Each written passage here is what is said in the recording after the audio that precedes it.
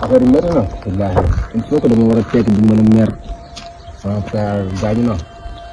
dama amee rak amul mag waaw il faut que ma tekki bu jëree jaar si gaal gi sax dama jaar si gaal gi jaar si gaal gën lu ma jàmbaar nuyu naa la da nga may nuroo ku yor ay jafe-jafe ci jëmmam jaaxle ci xelam su mu rànc tamit ci xolam di dund ay naqar ak ay tiis sa bopp dafa mel ni du diis lan ma war a sa toogaay fii jàmbaar bu fekkee gisaane kan nga dama gisaat ak sama avenir avenir ndaw lu war a tekki yaakaaruma kan yi dina feeñ ci petaaw maire bi nekk si koñ bi ndaxte maire bi nekk si koñ bi yàgg na ma wax sama avenir fu mu mujjee te ba léegi ci tumaranke laa nekk musuma ci am bànneex jàmbaar dama nekk ndaw lu daan sama doole nekk sama biir kër baay ma xar fa lool te wallaahi ba ñu may waxee yow nii jaar si gaal gi képp laa gis sa waaye dama war a tekki dëgg la sama mer est-ce que yaakaar nga nit jël ci gaal yi solution la te si gaal yi solution la boo amee nijaay yi war a dimbale te dimbale wala est-ce que loolu tamit solution la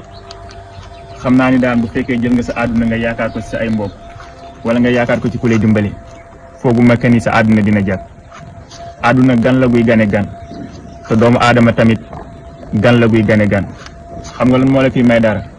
foo dul amee bul fa dem foo dul xamee tamit bul fa dem bu sa jot bëri Baay Faal bi jàmbaar liggéey bu nekk liggéey naa ko lépp lu ma war may liggéey naa ko liggéey naa maçon liggéey naa ngàcc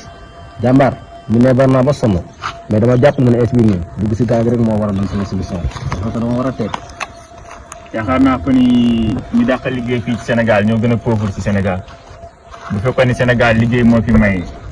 ñuy xëy di yoonu wala ñuy teel a jug du ñu ñëw kenn ci àdduna mais jàmbaar dangay gis koo xam ne dafa bokk si famille bu riis mais moom du fa dara dangay gis ko la war a dimbale ku nekk te du la dimbale est-ce que loolu tamit ndax solution la yaakaar naa que ni yow soo amoon doo dimbali kenn su ma amee bu ma mu dimbale kenn ranki ñee nga li la dal moo dal ñu bëri waaye yow dafa am ñoo xam ne ñoo la war a dimbali suñ la dimbaliwul bul tax nga ñàkk a def sa wareef ndax yow dafa am ñoo xam ne yaa leen war a dimbali mais jàmbaar est-ce que àdduna boo si nekkee tamit nga gis ko lu war a dimbale wala mën a teg si yoon bu baax te dimbale wala est-ce que yow boo amee ndax da nga ko dimbale da nga dimbale keneen waaw war nga dimbali keneen ndax dafa am ñu war a yaakaar ci yow am yow ñoo war a yaakaar ci ñoom ñi nga yaakaar ci ñoom buñ tasee sa yaakaar ñi yaakaar ci yow bul tas seen yaakaar